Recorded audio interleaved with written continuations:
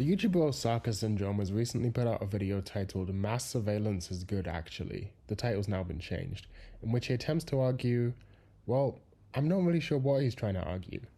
At some points he makes reference to the Kids Online Safety Act, a bill which purports to protect the safety of children online, but the contents of the video make it clear that he either hasn't read or hasn't understood the content of the bill.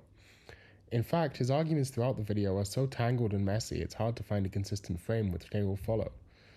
But if I can attempt to summarize, he's trying to argue in favor, as the title suggests, of an expansion of government surveillance over the internet, including policies like banning VPNs and tying a permanent ID to people's online identity. I will argue that, on their own merits, Osaka's arguments are full of irrelevant non sequiturs, are self-contradicting and nonsensical. But secondly, and more importantly, Osaka Syndrome has demonstrated a blatant disregard for truth, and has instead bought into dangerous fake narratives which harm the very groups he wants to protect. Ultimately, this stems from his unwillingness to perform basic due diligence, since it's patently clear that he has not looked into any research on the subjects which he discusses. The structure of Osaka's video makes it quite hard to follow. Arguments start and stop at random, veer off into tangents, and then halfway through the video, it turns into a conversation with his wife, where their discussion fails to hit on key points and devolves into baseless speculation. The video begins with the assertion that the structure of the modern internet is unintuitive. There's a lot of things that are fairly unintuitive about the modern internet, namely the fact that when you and I were growing up, we were told, you don't meet strangers from the internet. You don't tell strangers your location, your name, your sex, anything. You don't tell them those things because those are things that they could use against you. You don't post images with identifying... Sorry, I just ate... He then rambles about a curry he's eating for a while, so we'll skip that part. There's a lot of things that are unintuitive about how the internet works today, because at that time, none of the pictures we would post were meant to have identifying information. Nothing about ourselves was to be revealed.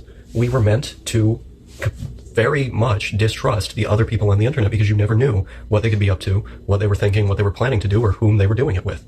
Right off the bat, this point is presented in a very strange way. It could be equally said of any social interaction that you can never know what the other person could be up to, what they're planning to do, or whom they're doing it with. The framing that this is a mode of interaction unique to the internet is unfounded. Osaka uses normative language when talking about the past, what we were meant to do. It's not clear in what sense we're being told to behave in this way. A charitable reading might be that this was the predominant attitude among authority figures when we were kids, parents, teachers, etc. This mode of thinking stems from the suburban stranger danger paranoia, and as the video goes on, I'd like to present some evidence as to how this paranoia is generally unfounded. In the meantime, the very fact that this attitude was so prevalent implies that people were doing the opposite, and any cursory research, for example, on people who met in World of Warcraft in the 2000s ending up getting married, will show that people have been sharing personal information to trusted parties online during the period that Osaka's talking about. I do think it's right to be concerned about privacy and sharing too much information about yourself to untrusted parties on the internet, just like that same concern should apply to real life. I also want to point out the way that Osaka uses the word we, including himself in the group, was meant to act this way. A scroll back through Osaka's YouTube channel will immediately show that he never listened to this advice, since he's been uploading YouTube videos with his face and other personal information in them since he was a minor, and he even admits to this in the video. And this mindset about other people on the internet has been turned on its head because we live in an age where, in order to get somewhere, if you don't have a car, you open an app that brings a stranger directly to you. A stranger that knows your name, your location, your sex. To get the obvious out of the way, the internet did not invent taxi services, and nothing about the fundamental interaction with an Uber driver is particularly novel. All the way back in 1971, on ARPANET, a student at Stanford sold weed to another student. This sale must have involved details of the participant's identity and location. The only thing new about the modern modality of personal data exchange is the involvement of corporate and state surveillance, the idea that a company is collecting, storing, and selling that personal data in vast quantities, a subject Osaka doesn't mention. And that runs counter to everything we thought about the internet before. And yet, the internet, in this way, is intertwined with our real life in a way that it never has been before. And so I think for the kids that are growing up online now, they're seeing it as if it's just real life, that the internet is just real life.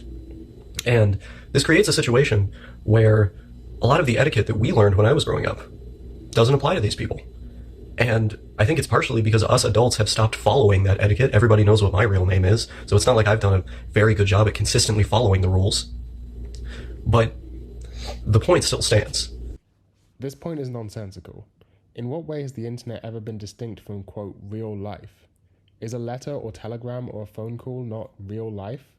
The idea that the internet is some sort of separate dimension which represents neither fiction nor reality, but a different plane of existence, is pure science fiction. If all you mean by the separation of the internet from real life is communication at a distance, then I challenge you to explain in which way that isn't real. Now, the way that we engage with the internet has changed, and so for the people who are growing up in that climate, a different climate with the internet, these rules are foreign to them. And so what happens? They get online, and they're easier to take advantage of than ever. Much, much easier to take advantage of than you or I, who grew up with a different set of rules. And this is very dangerous. As previously outlined, it's not clear what this set of rules is, where they came from, in what sense they no longer exist, or why their lack would enable someone to take advantage of you. To give a charitable reading, there's definitely a point to be made about how historically platforms, particularly Facebook, manipulated their users into handing over their data, and how they can potentially feed bad actors. The problem, however, is the opposite of Osaka's argument, in that it stems from people acting on the internet in ways they never would in real life, because these corporate platforms have used psychological trickery in order to convince them that some layer of safety and abstraction exists where it really doesn't. One would be much more hesitant to fill in a detailed questionnaire about their personal information if a stranger handed it to them on the street, versus being asked to do the same thing on Facebook, because we've been led to believe that Facebook is a trusted party, even despite evidence to the contrary. And moreover, our relationship to devices has also changed. If you go to any big public space in North America, what do you see? It's a lot of children, including infants, on smartphones, tablets, and other devices of a similar sort. When a baby starts crying, what does the parent do? They hand them a smart device. And this is indicative of, I think, a broader problem that we're starting to see become more prominent in Gen Alpha that was already big enough with Gen Z, which is heightened anxiety. Because if you think about it, what does putting the device in the hands of that child immediately do when they're having that problem? It teaches them to not address their problems, but to instead run away from their problems into an escapist fantasy in the form of their device. And so at the fundamental level, our relationship to these devices is also changing. Whereas parents in the past used to limit time on things like video games and the computer, with the expressed understanding that too much screen time was probably bad for the brain, that has been turned on its head. Now, screen time increased is encouraged, because the parents themselves are hooked on these devices. They're using them all the time to ignore their problems, most likely, and they just want the kid to shut up, so they put the device in the kid's hand. And this is putting them on the track developmentally to ignore every single problem that they have, to run away from it, instead of accepting it and addressing it head on. And that's a huge problem. I think this is a reasonable argument, although I'd be a bit more cautious about these statements that screen time is, quote, bad for the brain. So it implies some sort of medical fact, which I'd like to see a source to support. The implication here is that problems with anxiety in young people relating to screen time and the internet stem from the fact that they're using these as a crutch to avoid dealing with their real-life problems. Whereas my reading of the literature suggests that a stronger effect stems from the neuroticism caused by surveillance of these apps and platforms, the stress of knowing that everything you do or say online is being watched and judged. So I've sort of given the game away on this. I've sort of heavily implied that our habits online and the way that we engage with this stuff, at least in regards to our own children, has changed drastically for the worst. But how exactly do you change societal-wide behavior like that? At this point, I think it's a little thing called legislation. I recently read a terrifying, howling article about a satanic cult that was operating over Discord that had convinced underage folks to carve things like the names of their abusers into themselves and kill family pets on live stream for points in the community that they were in, all at the behest of these ringleaders that were threatening to release information about them if they did not obey the will of said people. Osaka doesn't link to a source regarding this supposed satanic Discord cult, so I have no idea what particular article he's referring to. I contend that this represents irresponsible negligence, since without a way to check for ourselves, for all we know, he could be entirely misrepresenting the content of this article to suit his argument. The article itself could be misleading, or he could have made the whole thing up. Normally in a casual YouTube vlog, an uncited source is not so bad, and Osaka isn't usually held to a standard of academic rigor. But when discussing topics as serious and dangerous as child sexual abuse, the handling of that discussion must be equally serious, and should be held to a higher standard than we require of Osaka's usual content. No harm can come from citing your sources, and I think it's reasonable to expect to be able to fact-check claims like this. Even taking Osaka's claims at face value, kids in the 80s were carving the logo of the band Slayer into their bodies, because kids do dumb shit. Of course, I'm not defending the behaviors of this supposed satanic Discord cult, but I fail to see how this is novel in a particularly concerning way. Very, very disturbing stuff to read, and it made me think about the Kids Online Safety Act, a bill that is being widely debated online and in the public sphere more broadly. A lot of people are against it who use the internet because they do not like the idea of having to have an ID tied to their online identity. And in general, this is a thing that I had agreed with throughout time. However, sometime about a year ago, I started to feel the opposite way. I started to see the effects that social media was having on a lot of these people and feeling more apprehensive about the issue. Osaka doesn't seem to know what the Kids Online Safety Act, also called KOSA, actually consists of. He seems to think it has something to do with tying an ID to online identities. The bill doesn't actually propose this, although I can see where he got the idea from. According to the Congressional Research Service, KOSA would require that covered platforms must take responsible measures in the designing and operation of products or services used by minors to prevent and mitigate certain harms that may arise from that use, for example, sexual exploitation and online bullying. Additionally, covered platforms must provide minors with certain safeguards, such as settings that restrict access to minors' personal data. And they must provide parents or guardians with tools to supervise minors' use of a platform, such as control of privacy and account settings.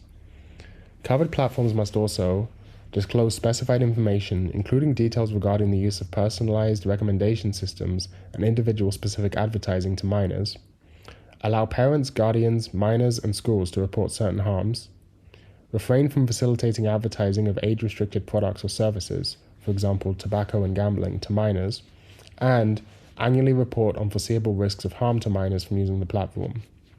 Additionally, the bill requires large, based on specified revenue, employment, or user criteria, websites, internet applications, and search engines, including social network sites, to meet certain requirements before using algorithms that prioritize information furnished to the user based on user-specific data. For example, such platforms must 1. Provide users with notice that the website uses such algorithms, and 2. Make available a version of the platform that uses algorithms that do not prioritize information based on user data. As we can see, a large chunk of the bill seeks to curtail use of user-specific personalized algorithms for content discovery and advertisement, and to make such uses more transparent to the end user.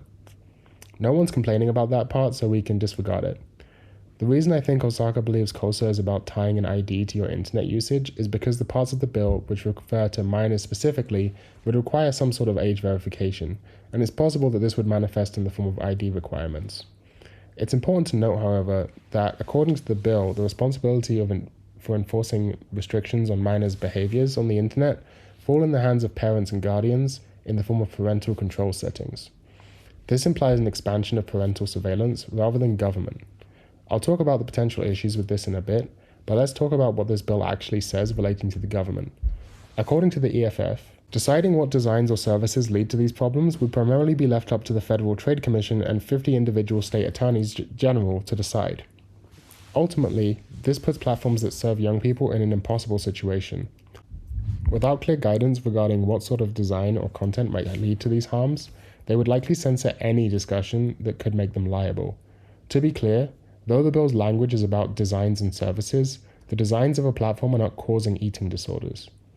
As a result, KOSA would make platforms liable for the content they show minors, full stop.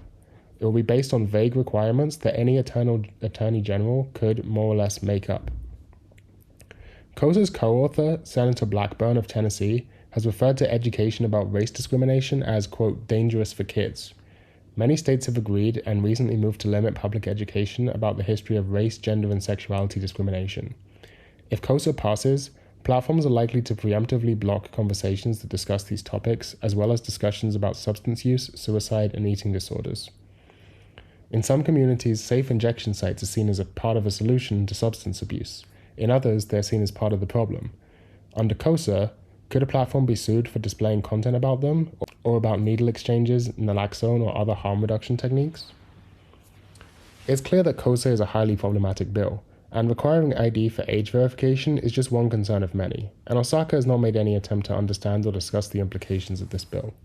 And it's weird, because I am someone who I think could be the poster child for having grown up on the internet and then it leading to positive outcomes. I think my wife is the same way. Both of us benefited greatly from being online and using that as a source of refuge from the bad situations that we were in respectively. However, just because there are good outcomes with these people growing up online, it doesn't mean that that's the case for the majority. And so I would look at my story and then think I got lucky, but then also think that we got to do something to preserve the mental health of the majority of people.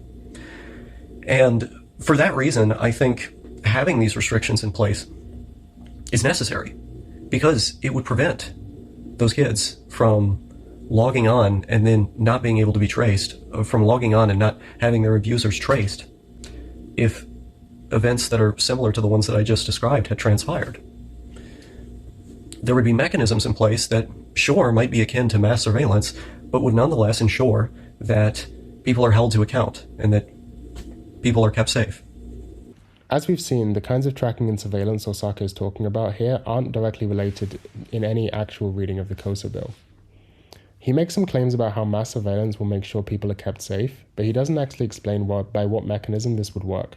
In fact, Osaka is about to contradict himself directly and address this concern. Does it really matter that it would greatly enlarge the size of the state and potentially lead to other externalities such as warrantless spying and so on? It's like, we already have warrantless spying. It's not doing anything for us. It's not helping anything.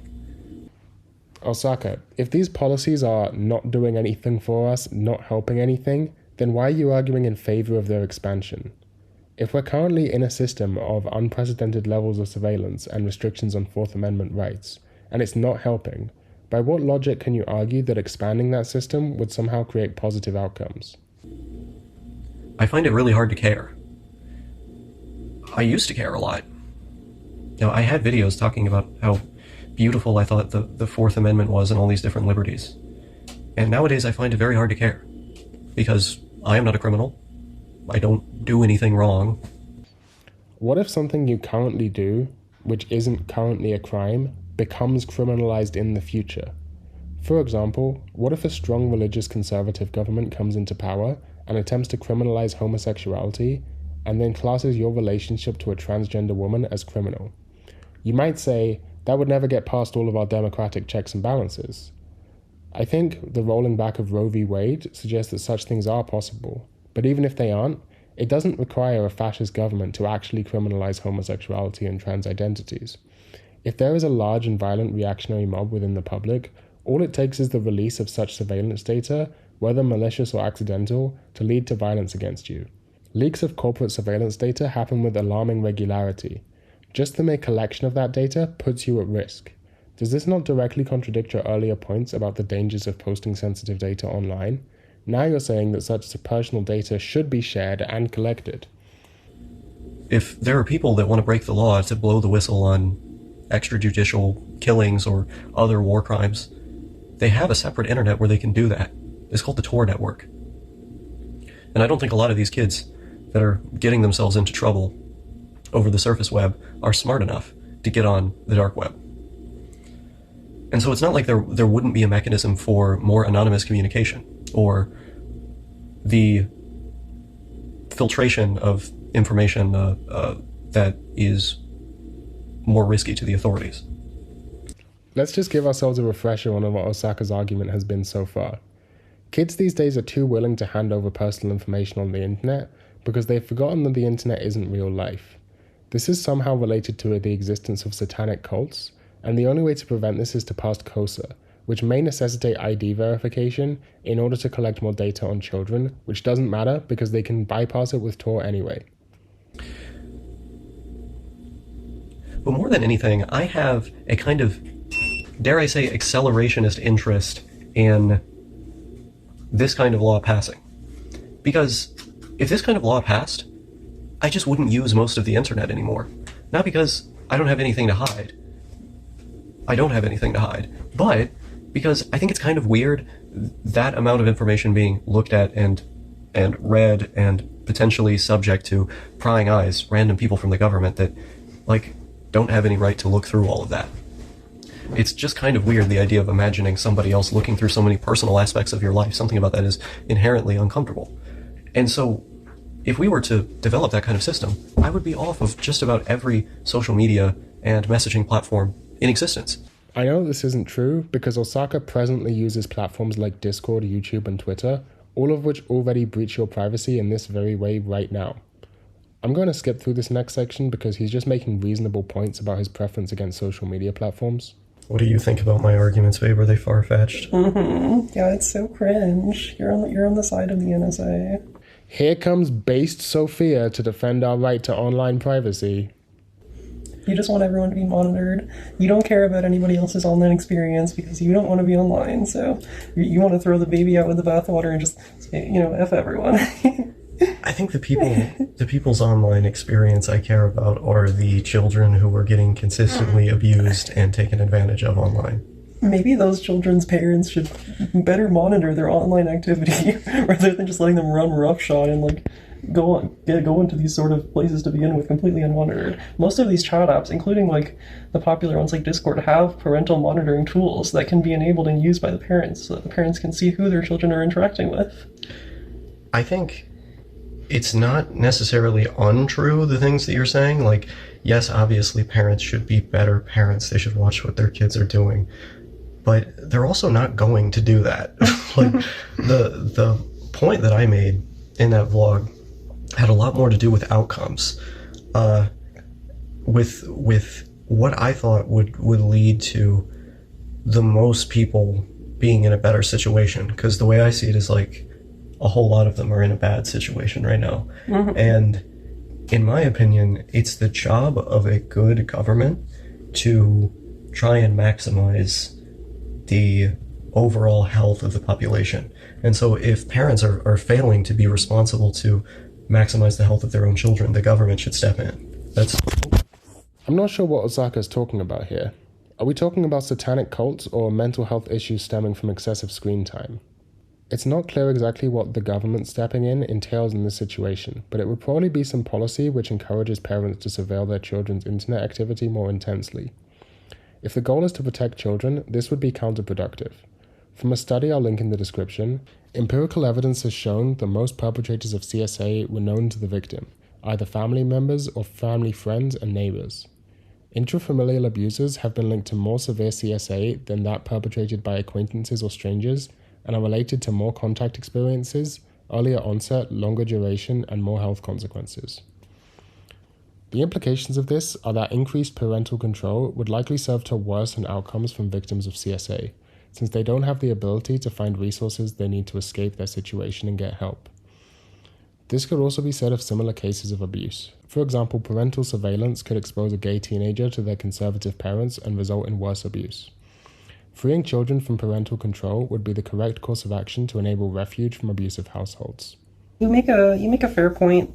I think that definitely if the measures were to be implemented successfully and there was no abuse of the system or ways to game the system or ways to trick the system, then it would in fact reduce online criminology. However, I think that the internet has shown us time and time again that people will find a way around these sort of systems. They'll find ways to hack accounts. They'll find ways to use an anonymous IP address. They'll find ways to, defraud people's identities and end up anonymizing themselves anyways. At which point, the people who are doing wrong are going to be de-anonymized, and the people who are trying to do the right thing and just be on the straight and narrow path will be punished by being forced to give their ID even though they're doing nothing wrong. Sophia makes a good point here. As Osaka previously pointed out with regards to the Tor network, such online surveillance laws have historically been easily circumvented, and therefore disproportionately punish law-abiding people while allowing criminals to bypass the system. I think that's an interesting point of view. There's a few reasons why I disagree that things would end up that way. Number one, I think that the kids who are most likely to get abused are too stupid to use things like a VPN or Tor or even like an alternative protocol like Gemini or I2P. Just a very minor correction here, Gemini isn't an anonymity-focused protocol like Tor or I2P. It's no more anonymous than HTTPS, it's just TLS encrypted. The way that you get around something like hiding your IP is by having the ISPs track the people who are using VPNs, because every VPN corresponds to a VPN's IP address. And so if the ISP reports that activity to the government, then you can effectively outlaw that kind of technology. The idea of banning VPNs totally is pretty extreme. Say you want to participate in some peer-to-peer file sharing with the BitTorrent protocol, even a perfectly legal file, your IP is visible to all people seeding that torrent, and it's advisable to hide your IP for your own security. VPNs are also useful for things like accessing region-locked content. Even in countries like China and Iran, which have tried to ban VPNs in Tor, they haven't succeeded, and those technologies are still in common use in those countries. I think one thing we can both agree on is that better education is a must. Like, people need to be taught again, like, how to stay safe online. Which, I mean, it's a lost art, but it needs to be retaught because it's very, very important. You can have better education, but you also have a bunch of people who are simply not going to listen to the education. Even back in the day. Yeah. You know, back in the day, you had kids who were getting, you know, on Neopets forums. Mm-hmm. On Neopets forums, they were doing this in the early 2000s. And so it's not outside of the realm of possibility that there's always going to be a certain percentage of the population that's just immune to these kinds of initiatives. And the question that it comes down to for me is it worth allowing for some freedoms if it means that some people are going to fall through the cracks? And you know, my position is no, that those freedoms aren't necessary if it means that certain people will fall through the cracks. Again, it seems like Osaka thinks that online grooming through Discord and so on are more dangerous and commonplace than they actually are, and underestimates the rate of and severity of abuse within households. Mm-hmm. The thing that I find interesting or compelling about what you're saying is that you seem to believe that they'll fall through the cracks anyway. Yeah, I think there's always going to be people who fall through the cracks, and it's impossible to fully seal it up without just saying, well, it's not even like, it's kind of like you would have to say to that kid, like, you shouldn't even go online, you know? Otherwise, there's always a chance. It's never 100% chance that nobody's going to try and victimize you if you're not, unless you're literally not on the internet. Sophia seems to also buy into this idea that you're somehow more unsafe on the internet than outside of it. Again, this goes against empirical data on the nature of CSA. There's a fundamental misconception that preventing children from accessing the internet is preventing them from being exposed to dangerous characters, whereas in reality, it's preventing them from accessing potential life-saving information regarding resources for abuse victims, information on sexual health, or drug harm reduction. Particularly in conservative areas where schools are banned from teaching you this sort of thing, it might be cutting them off from their only source of information on these topics. Well, I mean, ideally, none of them would be on the internet. Ideally, you would have ID verification that would make it to where no one under 16 or maybe 17 could go online. You could even go online. They go off topic for a bit here, so I'm skipping forwards.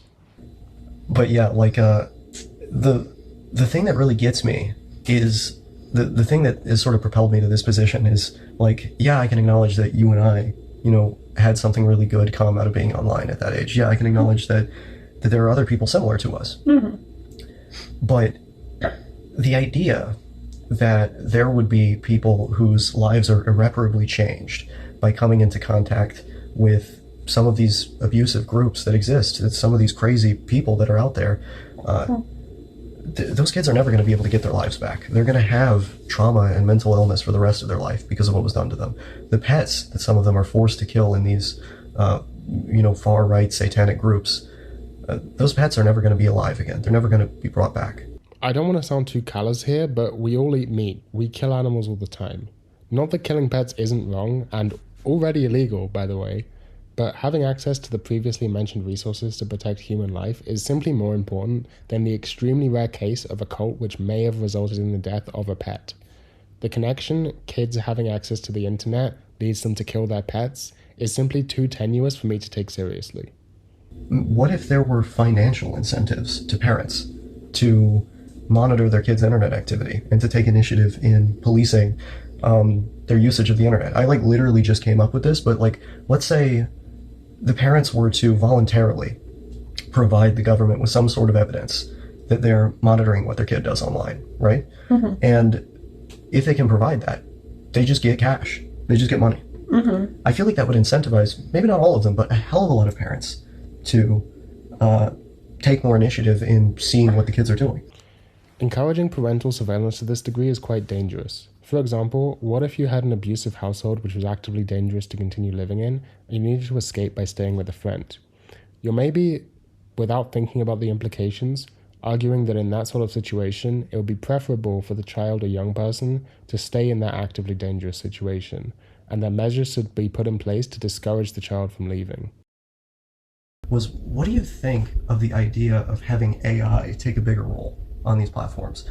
Well, let's say that, for example, take Discord.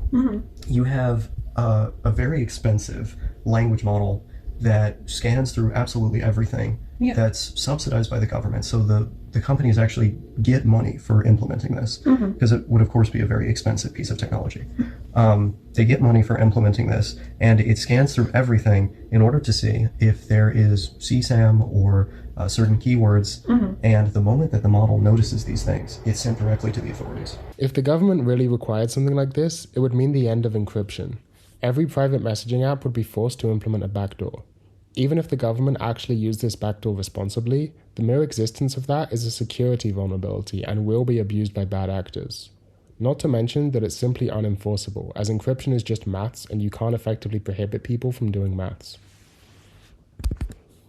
In conclusion, I think the thing Osaka is confused about is the idea that people are criticizing him because they have some libertarian conception of a small state.